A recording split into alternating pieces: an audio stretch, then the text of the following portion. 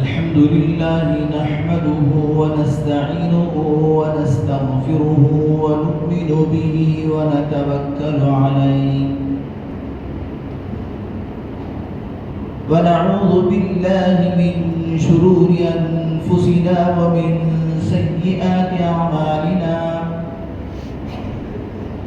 من يهده الله فلا مضل له ومن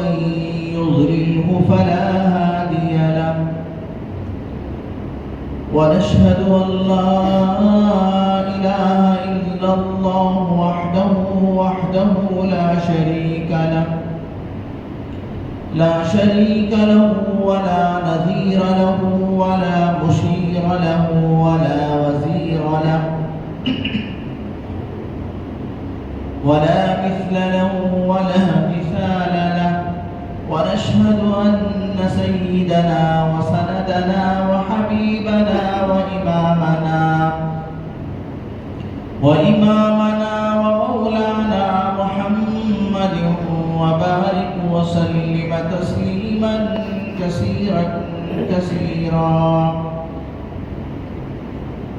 أرسله الله تعالى بين يدي الساعة بشيرا ونذيرا وداعيا إلى الله بإذنه وسراجا منيرا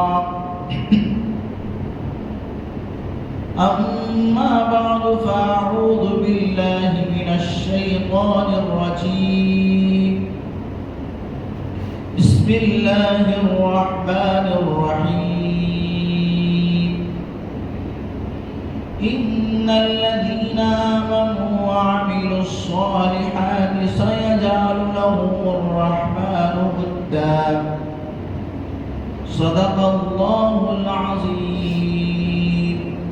وصدق رسوله النبي الكريم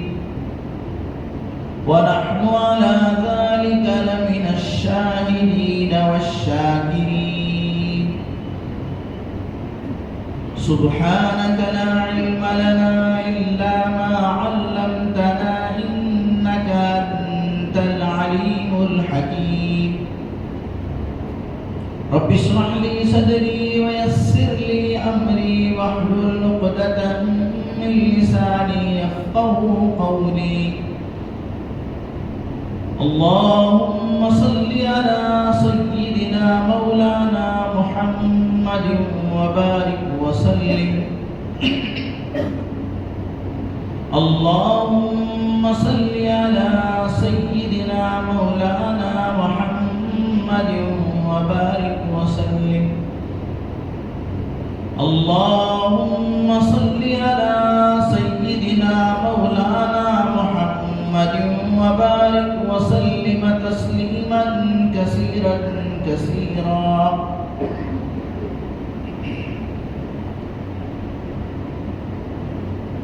ہر قسم کی تمام تعریفیں، تمام بڑائیاں اور بزرگیاں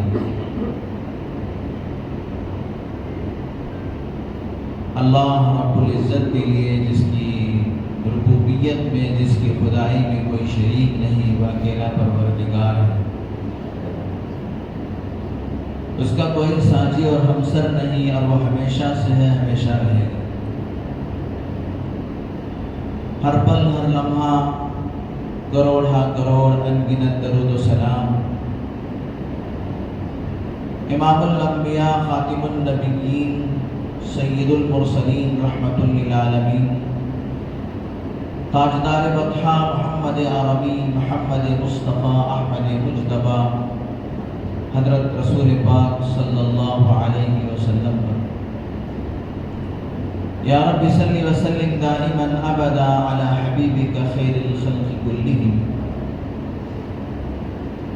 معزز سامعین کرام، فرزندان اسلام، بہت ہی قابل قدر بزرگوں اور دوستوں، گزشتہ جمعہ میں آپ حضرات کے سامنے حضرت سلمان فارسی رضی اللہ تعالیٰ عنہ کی حدیث کی تشریح کر رہا تھا۔ حضرت سلمان فارسی رضی اللہ تعالیٰ عنہ بڑے بزرگ صحابہ میں سے ہیں۔ اللہ تبارک و تعالی نے حضرت سلمان فارسی رضی اللہ تعالیٰ عنہ کو بہت لمبی عمر عطا فرمایا۔ پہلے حضرت سلمان فارسی رضی اللہ تعالیٰ عنہ مجوسی تھے، یعنی آگ کی پرستش کرنے والے۔ پھر دین حق کی تلاش میں نکلے تو ان کو یہودیت سے ان کا واسطہ ہوا، اور جب پھر ان کو اس بات کا پتہ چلا کہ اس میں بھی کوئی حقانیت و صداقت نہیں ہے، تو وہ دین حق کی تلاش میں سفر کیا تو انہیں نصرانیت کو قبول کرنا پڑا، اور اللہ کے نبی حضرت محمد الرسول اللہ صلی اللہ علیہ وسلم کی آمد سے پہلے نصرانیت یعنی حضرت عیسیٰ علیہ السلام کی پیروی کرنے والے اور آپ کی شریعت پر چلنے والے ہی روئے زمین پر دین حق کے قائل کہلاتے تھے۔ جب اللہ کے نبی صلی اللہ علیہ وسلم دنیا میں تشریف لائے اور اللہ تبارک و تعالیٰ نے آپ کو 40 سال کی عمر میں نبوت عطا فرمایا، آپ علیہ السلام جب اللہ تبارک و تعالیٰ کی دعوت اور اپنی رسالت کو لے کر لوگوں کے درمیان میں آئے تو اللہ تبارک و تعالیٰ نے فرمایا کہ اب تمام ادیان باطلہ، تمام مذاہب جو اس سے پہلے تھے وہ سب کے سب ختم، اب سچا اور صحیح مذہب اور وہ دین اسلام ہے۔ اللہ تعالیٰ نے قرآن مجید میں بباغ دوہل اعلان فرمایا وَمَن يَبْتَغِ غَيْرَ الْإِسْلَامِ دِينًا فَلَن يُقْبَلَ مِنْهُ، جو کوئی دین اسلام کے علاوہ کسی اور دین کو اپنائے اور کسی اور دین پر چلے، اللہ تعالیٰ ہرگز اسے قبول نہیں فرمائیں گے۔ بس دین اسلام ہی اب سچا مذہب ہے۔ قیامت کی صبح تک اس آسمان کے تلے اور اس زمین کے اوپر اسلام کے علاوہ کوئی مذہب سچا اور پکا نہیں ہے، وہ مذہب اسلام ہے۔ چنانچہ حضرت سلمان فارسی رضی اللہ تعالیٰ عنہ کو پتہ چلا کہ آخر زمانے میں اللہ کے نبی حضرت محمد الرسول اللہ صلی اللہ علیہ وسلم آخری نبی بن کر آئیں گے، تو حضرت سلمان فارسی رضی اللہ تعالیٰ آپ کی تلاش میں اور دین حق کی تلاش میں مدینہ تشریف لائے، اور ان کو ان کا مقصد اور ان کا مطلوب حاصل ہو گیا۔ وہ اللہ کے نبی صلی اللہ علیہ وسلم کے دست حق پرست پر ایمان قبول کیا، اور اللہ کے نبی صلی اللہ علیہ وسلم کے غلاموں میں اور آپ کے صحابہ میں اور آپ کے چہیتے صحابہ میں حضرت سلمان فارسی رضی اللہ تعالیٰ عنہ کا شمار ہوتا ہے۔ چنانچہ ایک مرتبہ حضرت سلمان فارسی رضی اللہ تعالیٰ عنہ کو تھوڑا دل کے اندر درد ہوا کہ یہاں جتنے صحابہ ہیں ان کا کوئی قبیلہ ہے، ان کا کوئی پریوار ہے، ان کا کوئی خاندان ہے، میں تو فارس سے تعلق رکھنے والا، میرا پورے کا پورا قبیلہ ملک فارس میں رہتا ہے، میرا کوئی نہیں ہے۔ اللہ کے نبی صلی اللہ علیہ وسلم جب حضرت سلمان فارسی رضی اللہ تعالیٰ عنہ کے اس درد کو محسوس کیا تو اللہ کے نبی نے حضرت سلمان فارسی سے کہا السلمان منا، سلمان میرا ہے، سلمان ہمارا ہے۔ اے سلمان، کوئی غم کرنے کی، کوئی فکر کرنے کی بات نہیں ہے، میں تیرا نبی، تیرا رشتہ دار ہوں، تیرے خاندان والا ہوں، اگر تجھے کوئی بھی ضرورت پڑے تو مجھ سے پوچھ لینا، مجھ سے مانگ لینا۔ چنانچہ اللہ تبارک و تعالیٰ نے حضرت سلمان فارسی رضی اللہ تعالیٰ عنہ کو لمبی عمر عطا فرمایا، اور اللہ کے نبی کو حضرت سلمان فارسی بہترین مشورے دیا کرتے تھے۔ اللہ کے نبی اپنے صحابہ سے ایسا نہیں کہ آپ کسی بڑے آپ نبی ہیں تو آپ کسی سے مشورہ نہیں کرتے، دل جوئی کے لیے، لوگوں کی تسکین کے لیے اللہ کے نبی صلی اللہ علیہ وسلم صحابہ سے مشورہ فرماتے، اور اللہ تبارک و تعالیٰ نے قرآن مجید میں اپنے نبی سے فرمایا وَشَاوِرْهُمْ فِي الْأَمْرِ، آپ کسی بھی معاملے میں اپنے ساتھیوں سے مشورہ کریں۔ چنانچہ جب غزوہ خندق ہوئی تو یہ خندق کھودنے کی جو رائے تھی، جو مشورہ تھا، وہ حضرت سلمان فارسی رضی اللہ تعالیٰ عنہ الغرض حضرت سلمان فارسی رضی اللہ تعالیٰ عنہ کی روایت ہے کہ جب قیامت کا دن ہوگا تو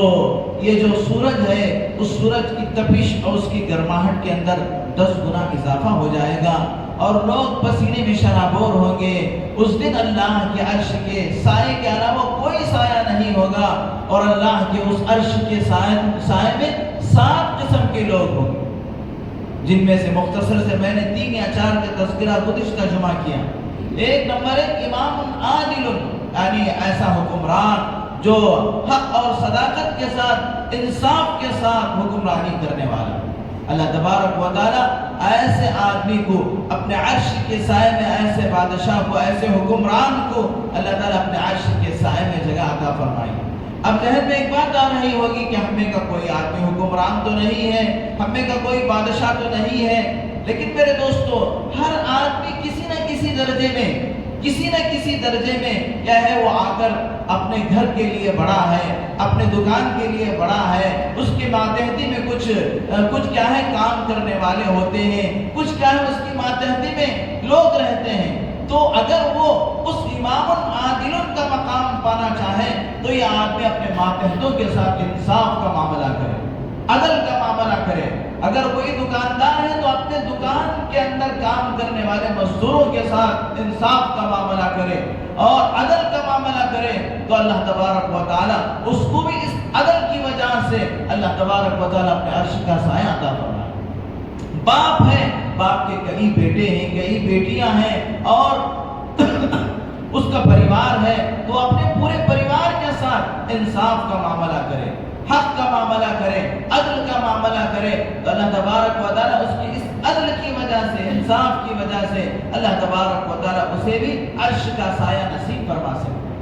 اسی طریقے سے اپنی بیویوں کے ساتھ، اپنے ماتحتوں کے ساتھ، ان سب کے ساتھ عدل کا، انصاف کا اور برابری کا معاملہ کرے. چنانچہ دوسرے نمبر پر وہ آدمی، وہ نوجوان، شاب نشأ فی عبادت اللہ، وہ نوجوان جس کی جوانی، یعنی جس کی جوانی اللہ تبارک و تعالیٰ کی عبادت و اطاعت میں، نبی رحمت حضرت محمد الرسول اللہ صلی اللہ علیہ وسلم کے طریقے اور سنتوں پر وہ جوانی، اس کی کیا ہے جوانی، اس کی جوانی آگے بڑھی ہو، وہ نوجوان نشو و نما پایا ہو، وہ نوجوان کی جوانی اس حال میں گزری ہو کہ وہ اللہ کی عبادت کرنے والا، نبی پاک صلی اللہ علیہ وسلم کے طریقوں پر، آپ کی سنتوں پر زندگی گزارنے والا، اس نوجوان کو بھی اللہ تبارک و تعالیٰ اپنے عرش کے سائے میں جگہ نصیب فرمائے. تیسرا وہ آدمی جس کے بارے میں حدیث پاک کے اندر فرمایا، رجل، 2 آدمی جو آپس میں اللہ کے لیے محبت کرے، ان کی نشست و برخاست، ان کا بیٹھنا اور اٹھنا اللہ کی وجہ سے ہو،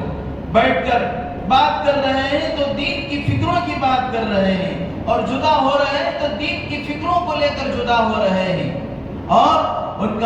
کی دوستی اور ان کی دشمنی اللہ کے لیے. میں نے اس کی تشریح کر چکا کہ دوستی کیسے ہوتی ہے، دشمنی کیسے ہوتی ہے. دوستی تو سمجھ میں آتی ہے کہ اللہ کے لیے دوستی کرنا، دشمنی کیا ہے؟ مثال کے طور پر بیٹا ہے، اللہ کی بات، اللہ کی فرما برداری نہیں کر رہا ہے، نمازوں کا اہتمام نہیں کر رہا ہے. باپ کو چاہیے کہ بیٹے سے کہے جب تک تو نماز کا پابند نہیں ہوگا میں تجھ سے بات چیت نہیں کروں. اللہ کے لیے دشمنی، اللہ کے لیے کیا ہے بات کو چھوڑ رہا ہے تاکہ وہ بچہ اس اعتبار سے تو بھی کم از کم وہ نماز کا پابند ہو جائے. تو سنتوں پر نہیں چل رہا ہے جس کی وجہ سے وہ میں تجھ سے بات نہیں کروں گا، یعنی اس کو ڈرانے کے لیے. کیونکہ اللہ تبارک و تعالیٰ نے قرآن مجید میں لوگ بندوں کو اللہ تبارک و تعالیٰ نے سمجھانے کے لیے 2 طریقے استعمال فرمائے. ایک ترغیب کا، یعنی رغبت دلا کر، شوق دلا کر، بھائی تم کیا ہے نماز پڑھو گے تو تمہیں جنت ملے گی، اللہ کی رضا ملے گی، اللہ کی خوشنودی ملے گی. ایک طریقہ ہے کہ رغبت دے کر، جیسے اسکولوں میں بچوں کو انعام دے کر، ان کو پرائزز دے کر ان کو آگے بڑھایا جاتا ہے. دوسرا طریقہ اللہ نے جو قرآن میں اپنایا وہ ترہیب کا، ڈرا کر، کہ اللہ تبارک و تعالیٰ قرآن مجید میں ارشاد فرماتے ہیں اگر تم اللہ کی نافرمانی کرو گے تو اللہ کا عذاب سخت ہے، اللہ تبارک و تعالیٰ تمہارا برابر حساب و کتاب لیں گے. وبشرہم بعذاب علیم، کہ ان کو دردناک عذاب کی خوشخبری سنا دو. تو یہی دوسرا طریقہ کہ باپ بیٹے سے محبت کے ذریعے سے، پیار کے ذریعے سے اعمال کی طرف راغب کرے. اگر وہ اس طریقے سے نہیں مان رہا ہے تو اس سے اس ترہیب کا راستہ بھی اختیار کرے کہ میں تجھ سے بات چیت نہیں کروں گا، میں تجھ سے ناراض ہوں، اس بات کا وہ اظہار کرے کہ تو اللہ کے حکموں پہ نہیں چل رہا ہے جس کی وجہ سے میں ناراض ہوں، تاکہ وہ اس وجہ سے جو کیا ہے راہ راست پر آ جا سکے۔ چوتھا وہ آدمی جس کے بارے میں اللہ کے نبی صلی اللہ علیہ وسلم نے فرمایا کہ اللہ تبارک و تعالیٰ کل قیامت کے دن اسے عرش کا سایہ نصیب فرمائیں گے، تو وہ نوجوان ہے جس کو کوئی حسین اور خوبصورت، اور اس سے پہلے کیا ہے وہ نوجوان وہ لوگ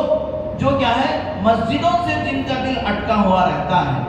مسجد سے باہر نکلنے کے بعد پھر دوبارہ مسجد میں کب آئے اس کی ان کو فکر رہتی ہے۔ مثال کے طور پر ظہر کی نماز پڑھ کر گئے، اب عصر کا وقت کب ہوگا اور کب مجھے مسجد میں جانا ہے، جس وقت میں پہنچوں گا تو مسجد کے اندر مجھے جماعت ملے گی، تکبیر تحریمہ ملے گی، اس کی فکر۔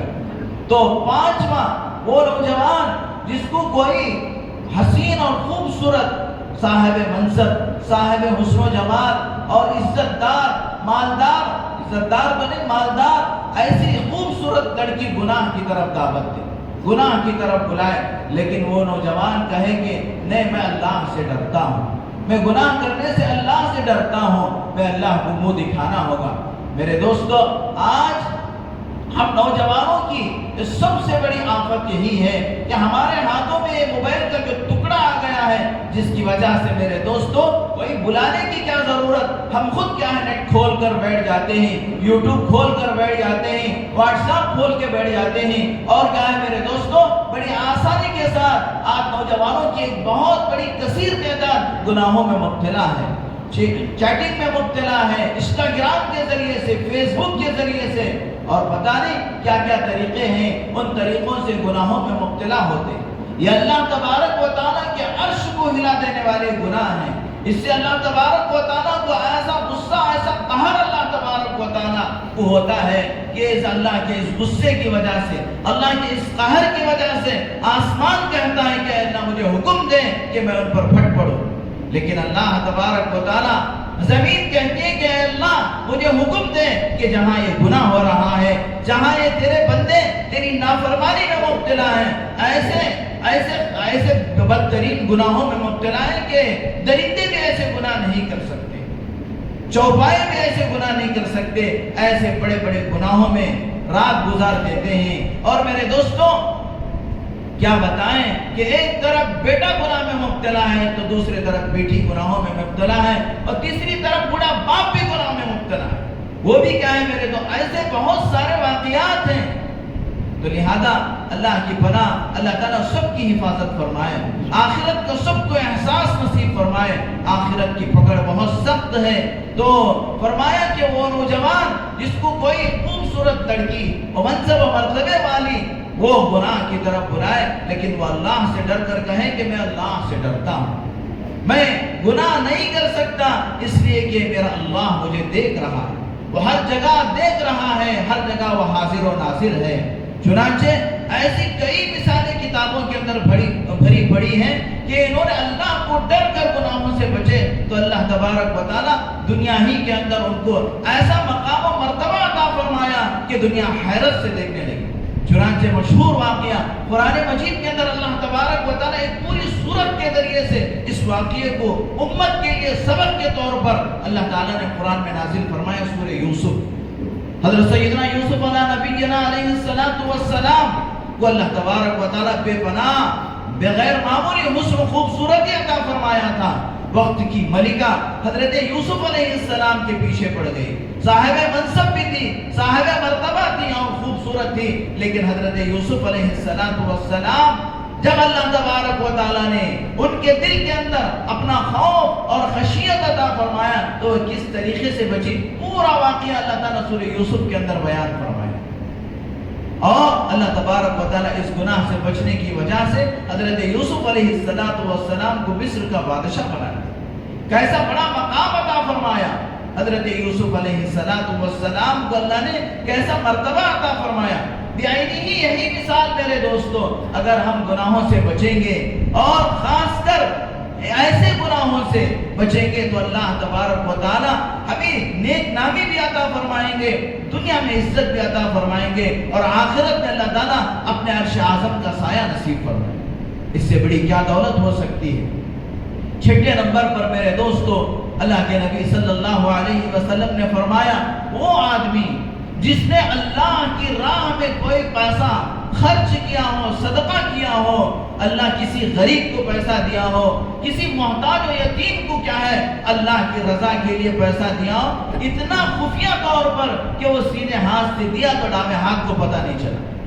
سیدھے ہاتھ سے دیا تو ڈامے ہاتھ کو پتہ نہیں چلا، اتنا کیا ہے میرے دوستو چھپ کر اور اللہ کی رضا کے لیے صدقہ کیا ہو، اللہ تعالیٰ کل قیامت کے دن ایسے خوش نصیب کو بھی اپنے عرش کا سایہ عطا فرمائے۔ میرے دوستو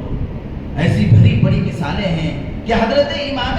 حسین رضی اللہ تعالیٰ عنہ کے بیٹے امام زین العابدین کا جب انتقال ہوا تو انتقال کے بعد پتہ چلا کہ ان کی دادرسی اور ان کے سخاوت اور ان کی ہمدردی کی وجہ سے کئی ہزار غریبوں کے گھر چلا کرتے تھے۔ یہ پتہ کب چلا؟ ان کے انتقال کے بعد، جب ان گھروں کے اندر فاقہ آ گیا تو بعد میں پتہ چلا کہ یہ جو ماہانہ یہ ان کو راشن جو پہنچایا جاتا تھا، جو ان کو ان کی دادرسی کی جاتی تھی اور ان کے گھروں تک کھانا پہنچایا جاتا، وہ کوئی معمولی ہستی نہیں، وہ کیا ہے؟ امام زین العابدین حضرت امام حسین کے صاحبزادے۔ تو لہذا میرے دوستو ہم بھی اللہ کے لیے، اللہ کی رضا کے خاطر کیا ہے اللہ کے بندوں کی ایسی مدد کریں کہ ہم کو ہی پتہ نہ چلے، یعنی نیکی کر اور دریا میں ڈال دیں اور وہ نیکی کو آخرت میں پالیں۔ اس طریقے سے نیکیوں کو کرنا یہ اللہ کو بہت زیادہ پسند ہے۔ ہاں کبھی کبھی اللہ تبارک و تعالیٰ نے دونوں چیزیں قرآن مجید میں فرمایا ہے کہ کبھی کبھی پوشیدہ طور پر جہاں پر کسی کی عزت کا مسئلہ ہوتا ہے، کوئی آدمی ایسا بھی ہو جاتا ہے وہ بڑے گھرانے والا، بڑے کیا ہے عزت دار گھرانے والا، لیکن کبھی مجبوری پیش آ جاتی ہے اور وہ لوگوں کے سامنے ہاتھ پھیلانے سے بھی بیچارہ شرماتا ہے۔ ایسے آدمی کی آپ اس طریقے سے مدد کریں کہ اسے بھی پتہ نہ چلے، اس طریقے سے ان کی دادرسی کرے، اس طریقے سے ان کی مدد کرے کہ ان کو پتہ نہ چلے۔ اور بسا اوقات میرے دوستو دوسروں کو ترغیب دینے کے لیے ایک آدمی ہے، ایک دوست ہے، لیکن اس کے پاس پیسہ ہے، روپیہ ہے، لیکن خرچ نہیں کرتا ہے، اس کی ترغیب کے واسطے آپ کبھی کیا ہے اس کو رغبت دلانے کے واسطے آپ بتا کر بھی صدقہ کر سکتے ہیں، جبکہ سامنے والے کو اس کی عزت کا خیال رکھتے ہوئے، سامنے والے کو ایسا دینے سے کوئی ٹھیس نہ پہنچے، ایسی صورت میں آپ کیا ہے صدقہ یا خیرات یا جو کچھ بھی ہے وہ آپ دوسرے کو ترغیب دینے کے لیے بتا کر بھی دے سکتے ہیں۔ اللہ تبارک و تعالیٰ نے دونوں کی چیزیں قرآن مجید میں ارشاد فرمائی ہیں، سرًا و علانیہ، کہ پوشیدہ طور پر بھی اللہ کے راستے میں صدقہ و خیرات کرو، یہ اللہ کو بہت ہی زیادہ پسند ہے، اور علانیہ طور پر بھی کہ دوسرے کو رغبت مل جائے، دوسرے کو ایک کیا ہے دینے کا جذبہ پیدا ہو جائے دوسرے کے اندر۔ تو یہ چھٹا آدمی ہے کہ جس نے اللہ کے راستے میں کچھ صدقہ و خیرات کیا، اتنا پوشیدہ کہ اس نے سیدھے ہاتھ سے دیا تو ڈامے ہاتھ کو پتہ نہیں چلا۔ یہ اللہ تبارک و تعالیٰ ایسے نیک بندے کو بھی کل قیامت کے دن عرش کا سایہ نصیب فرمائے۔ کوئی معمولی چیز نہیں ہے، بہت بڑی نیکی ہے۔ اس دن اللہ کے سائے کے علاوہ کوئی سایہ نہیں ہوگا۔ اور ساتواں آدمی وہ ہے کہ جس نے تنہائی میں بیٹھ کر اللہ کو یاد کیا، تنہائی میں بیٹھ کر اپنے پروردگار کو یاد کیا، اپنے اللہ کے احسانات کو یاد کیا کہ اللہ نے مجھ پر کتنا کرم فرمایا، کتنا رحم فرمایا، اور اللہ تبارک و تعالیٰ مجھ پر کتنا مہربان ہے۔ میرے دوستو تھوڑی پریشانی آ جاتی ہے تو آدمی اللہ تبارک و تعالیٰ کی شکایتیں شروع کر دیتا ہے۔ اللہ قرآن مجید میں فرماتا ہے وَقَلِيلٌ مِّنْ عِبَادِيَ الشَّكُورُ، شکر گزار میرے بندے بہت کم ہیں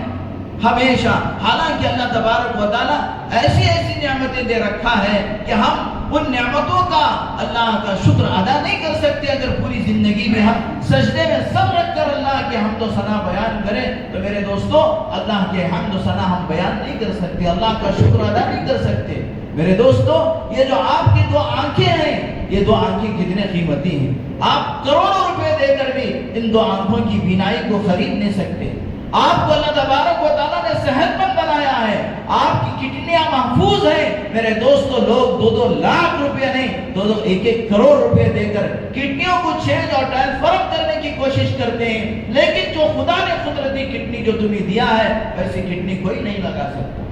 اللہ تبارک و تعالیٰ نے جو تمہیں دھڑکتا وہ دل عطا فرمایا ہے، 1 سیکنڈ میں کتنی مرتبہ وہ دل دھڑکتا ہے آپ کو خود پتا نہیں، ایسا دل اللہ تبارک و تعالیٰ نے عطا فرمایا۔ آپ اپنی پوری جائیداد، آپ اپنی پوری پراپرٹی جھونک کر بھی ایسا دل آپ خرید نہیں سکتے۔ اللہ کی کتنی ہمارے اوپر مہربانیاں ہیں، اس خدا کو تنہائی میں بیٹھ کر یاد کرو کہ میرے اللہ کے مجھ پر کتنے احسانات ہیں، کیا میں اللہ کا شکر ادا کر رہا ہوں، کیا اللہ تبارک و تعالیٰ نے جو 5 وقت کی نماز مجھ پہ فرض کیا ہے وہ میں پڑھ رہا ہوں کہ نہیں پڑھ رہا ہوں، میں کتنا ناشکرا ہوں۔ اور پھر اللہ کو یاد کر کے آنکھوں سے آنسو ٹپکا دے۔ اللہ کو یہ آنسو اتنا پسند نہیں، ان آنسو کی بنیاد پر جو اللہ کو یاد کر کے روتا ہے، تنہائی میں بیٹھ کر اللہ کی نعمتوں کو یاد کرتا ہے، اللہ کے احسانات کو یاد کرتا ہے، صحت کو یاد کرتا ہے، تندرستی کو یاد کرتا ہے، اپنے دھڑکتے ہوئے دل کو یاد کرتا ہے اور اپنے پھڑپھڑاتے ہوئے دماغ کو یاد کرتا ہے۔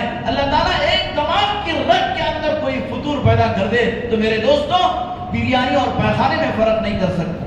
یہ اللہ کا کتنا بڑا احسان ہے۔ کتنے لوگوں کو ہم نے اپنی آنکھوں سے دیکھا جو کچڑے کے اندر پڑا ہوا کھانا کھا رہے ہیں، اور میرے دوستوں کتنے لوگوں کو ہم نے دیکھا کہ نالیوں کی کیڑوں کی طرح گندگیوں میں پڑے ہوئے ہیں، لیکن اللہ کا کتنا بڑا احسان۔ لیکن میرے دوستوں کب ہم اللہ کو یاد کر کے اللہ کی اطاعت کر رہے ہیں؟ میرے دوستوں تھوڑا اس پروردگار کو تنہائی میں بیٹھ کر 5 منٹ دن کے اندر میرے دوستوں اللہ کو یاد کرے گا تو کبھی اس پروردگار کی نافرمانی نہیں کر سکتا، اس محسن کی نافرمانی نہیں کر سکتا، اس اللہ کو نہیں بھول سکتا، 5 وقت کی جو نماز فرض ہے اس کو کبھی نہیں چھوڑ سکتا۔ میرے دوستوں اس پروردگار، اس کریم آقا کو یاد کرنے کے واسطے ہمیں وقت نہیں ہے، اس کے احسانات کو یاد کرنے کے واسطے ہمیں موقع نہیں ہے۔ میرے دوستوں آج سے آپ طے کر لو کہ میں بستر پر جانے سے پہلے 5 منٹ میں اللہ کو یاد کروں گا، اور اس اللہ کو یاد کر کے اپنے آنکھوں سے آنسو بہاؤں گا، اور پھر یہ عزم و ارادہ کروں گا اے اللہ تیری نافرمانی میں کبھی نہیں کروں گا۔ میرے دوستوں مجھے بتاؤ تو صحیح، اللہ کی نافرمانی کر کے تم کیسے اللہ سے بچ سکتے ہو؟ اللہ کی پکڑ سے تم کیسے بچ سکتے ہو؟ یہ آسمان اللہ کا ہے، یہ زمین اللہ کی ہے، آخر مر کر اللہ ہی کے پاس جانا ہے۔ منہا خلقناکم وفیہا نعیدکم ومنہا نخرجکم تارۃ اخری۔ اللہ تعالیٰ فرماتے ہیں اسی مٹی سے ہم نے تمہیں پیدا کیا ہے، اور پھر مرنے کے بعد اسی مٹی کے اندر ہم تمہیں دفن کر دیں گے، اور کل قیامت کے دن ہم اسی مٹی سے تمہیں اٹھائیں گے، ہمارے پاس حاضر کریں گے۔ کوئی بڑا سا بڑا بادشاہ ہو، کوئی بڑا سے بڑا طاقتور ہو، وہ ہمارے پاس حاضر ہوئے بغیر نہیں رہ سکتا۔ ہم اس کو پکڑ کر لائیں گے، زنجیروں میں فرشتے پکڑ کر اللہ کے سامنے لا کے کھڑا کریں گے۔ جب پتہ چلے گا کہ میں نے دنیا کے اندر کیا ہینگے مارا تھا، لیکن اس وقت کا پتہ چلنا 1 رائی کے دانے کے برابر آپ کو فائدہ نہیں دے گا۔ آج وقت ہے میرے دوستو سدھرنے کا، اللہ کو سمجھنے کا، اور اللہ کی تعریف کرنے کا، اللہ کی عبادت کرنے کا، اللہ کے سامنے اپنے سر کو جھکانے کا۔ کل قیامت کے دن ایک تجلی، ساکھ کی تجلی ظاہر ہوگی۔ جو لوگ دنیا میں نماز نہیں پڑھے ہوں گے، اللہ تعالیٰ اس ساکھ کی تجلی پر جتنے نمازی لوگ ہوں گے سب کے سب سجدے میں چلے جائیں گے۔ لیکن جو لوگ دنیا میں نماز نہیں پڑھتے تھے، جو لوگ اپنے کاروبار کو اہم سمجھتے تھے، اپنی دکان و ملازمت کو اہم سمجھتے تھے، اللہ تعالیٰ ان کی پیٹھ کو تختے کی طرح بنا دیں گے۔ وہ جھکنا چاہیں گے لیکن اللہ کے سامنے نہیں جھکیں گے، ان کی پیٹھ تختے کی طرح ہو جائے گی۔ چنانچہ میرے دوستوں 7واں آدمی وہ ہے جس نے تنہائی میں بیٹھ کر اپنے پروردگار کو یاد کیا اور اپنی آنکھوں سے 2 آنسو کے قطرے ٹپکا دیا۔ خدا کی قسم یہ 2 آنسو میرے دوستو جہنم کی آگ کو بجھانے کے لیے کافی ہے۔ اور اللہ تبارک و تعالیٰ ایسے خوش نصیب کو کل قیامت کے دن، جو میرے دوستو سورج کیا ہے سوا نیزے پہ ہوگا، آدمی پسینے میں ڈوبے ہوئے ہوں گے اور لوگ پریشان ہوں گے، لیکن یہ بڑے آرام سے اللہ کے عرش کے سائے میں بیٹھے۔ چنانچہ میرے دوستوں فرمایا جب ایسی حالت ہوگی کہ لوگ پسینے میں ڈوبے ہوئے ہوں گے، پریشان ہوں گے، 500 سال کا دن ہوگا قیامت کا دن، لوگ تڑپ رہے ہوں گے اور لوگ پریشان ہوں گے اور یہ کہیں گے کہ ہم ہمارا حساب و کتاب شروع ہو جائے، ہمارا کوئی پرسان حال اللہ سے سفارش کر کے ہمارا جو کچھ ہے ٹھکانہ وہ ٹھکانے میں ہمیں پہنچا دیا جائے۔ جہنمی بھی کہیں گے کہ اے اللہ یہ تکلیف ہم برداشت نہیں کر سکتے، اگر ہمارے حق میں جہنم ہے تو ہمیں جہنم ہی میں بھیج دے۔ جنتی کہیں گے کہ اے اللہ اس تکلیف سے ہمیں نجات عطا فرمائے، لیکن ان کے سفارش کرنے والا اللہ تک ان کے پیغام کو پہنچانے والا کوئی نہیں ہوگا۔ لوگ سب کے سب جمع ہوں گے، مشورہ کریں گے کہ کیا کریں۔ اللہ سے جا کر کہا جائے کہ اے اللہ ہمارا حساب و کتاب شروع کر دے، تو سارے لوگ اکٹھا ہو کر ایک ساتھ کہیں گے کہ چلو ہمارے باپ حضرت آدم کے پاس جائیں۔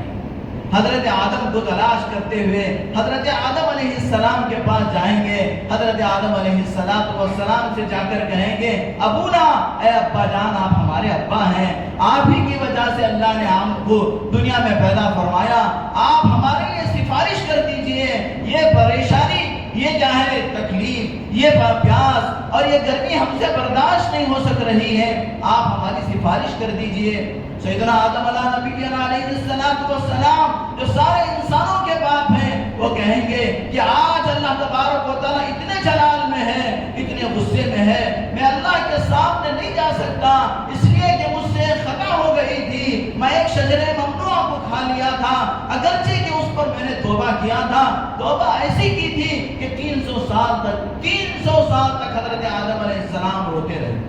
اور حضرت آدم علیہ السلام نے اس ایک چھوٹی سی غلطی پر اللہ کے سامنے اتنا رویا، کتابوں میں لکھا ہے کہ ساری دنیا کے انسانوں کا رونا ایک طرف جمع کر دیا جائے، حضرت آدم علیہ السلام کا رونا ایک طرف جمع کر دیا جائے، حضرت آدم کا رونا بڑھ جائے گا۔ لیکن وہ قیامت کا دن اتنا ہولناک دن ہوگا، اللہ تبارک و تعالیٰ ایسے غیظ و غضب میں ہوں گے، حضرت آدم علیہ السلام کہیں گے کہ اگر اللہ تبارک و تعالیٰ مجھے اس غلطی کے بارے میں پوچھ لے تو میں کیا جواب دے سکوں گا، لہذا میں اللہ کے پاس جا نہیں سکتا، میں آپ کی سفارش نہیں کر سکتا، میں آپ کے بارے میں اللہ سے جا کے درخواست نہیں کر سکتا۔ چنانچہ میرے دوستو اس کے بعد لوگ اور حضرت آدم علیہ السلام کہیں گے ایسا کرو کہ تم سب کے سب حضرت نوح علیہ السلام کے پاس چلے جاؤ۔ حضرت نوح علیہ السلام جن کو اللہ تبارک و تعالیٰ نے آدم ثانی کہا، یعنی حضرت نوح علیہ السلام کے طوفان میں ساری دنیا ختم ہو گئی، پھر دوبارہ اللہ تبارک و تعالیٰ نے دنیا میں جو انسانوں کا وجود اور جو کچھ بھی ہے وہ حضرت نوح علیہ السلام کی اولاد سے اللہ تعالیٰ نے شروع فرمایا۔ حضرت نوح علیہ السلام اللہ کے سامنے بہت رونے والے، بہت گڑ گڑانے والے تھے۔ حضرت نوح علیہ السلام کے پاس لوگ جائیں گے اور جا کر کہیں گے کہ آپ تو آدم ثانی ہیں، اللہ تبارک و تعالیٰ نے آپ کی دعا کو قبول کیا تھا، طوفان نوح بھیج کر آپ کی نافرمانی کرنے والے، اللہ کے حکموں کو نہ ماننے والوں کو اللہ نے ختم کر دیا تھا، آپ ہماری سفارش فرمائے۔ حضرت نوح علیہ السلام کہیں گے کہ مجھے آج اللہ کے سامنے جانے سے ڈر لگتا ہے، کہیں اللہ تبارک و تعالیٰ مجھے اس بات کے بارے میں نہ پوچھ لے کہ میں نے اپنے ایک نااہل بیٹے کے بارے میں اللہ سے سفارش کی تھی، اے اللہ میں اپنے بیٹے کنعان کو بھی کشتی میں سوار کر لوں۔ اللہ نے کہا تھا یہ اللہ اور اس کے رسول کا نافرمان ہے، یہ آپ کے اہل میں سے نہیں ہے، اور اس پر اللہ نے مجھے عتاب فرمایا تھا، مجھے تنبیہ فرمائی تھی۔ میرے دوستوں کتابوں میں لکھا ہے حضرت نوح علیہ السلام کا اصل نام جو تھا وہ عبد الغفار تھا، لیکن حضرت نوح علیہ السلام نے اللہ کے سامنے اس چھوٹی سی غلطی پر اتنا روئے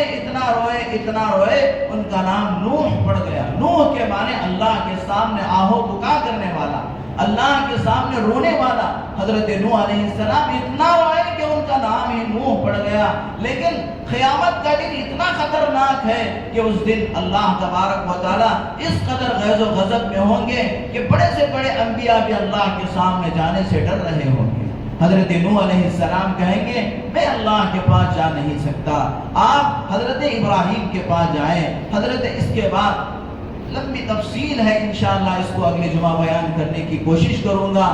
غرض میرے دوستو ہم سب کو اللہ نے جو ہے زندگی دیا ہے، اس زندگی میں ہم سب کو اچھے اعمال کر کے اللہ تبارک و تعالیٰ کی فرما برداری اور اطاعت کر کے 5 وقتہ نمازوں کو پابندی کے ساتھ پڑھ کر ایسی اچھی زندگی گزار کر اللہ کے سامنے جائیں کہ اللہ تبارک و تعالیٰ ہم سے ہمارے نام اعمال سے خوش ہو جائے اور ہم سب کو اللہ تعالیٰ عرش کا سایہ نصیب فرمائے، قیامت کی ہیبتناک ہولناکی سے اللہ ہم سب کی حفاظت فرمائے۔ وآخر دعوانا الحمد للہ رب العالمین۔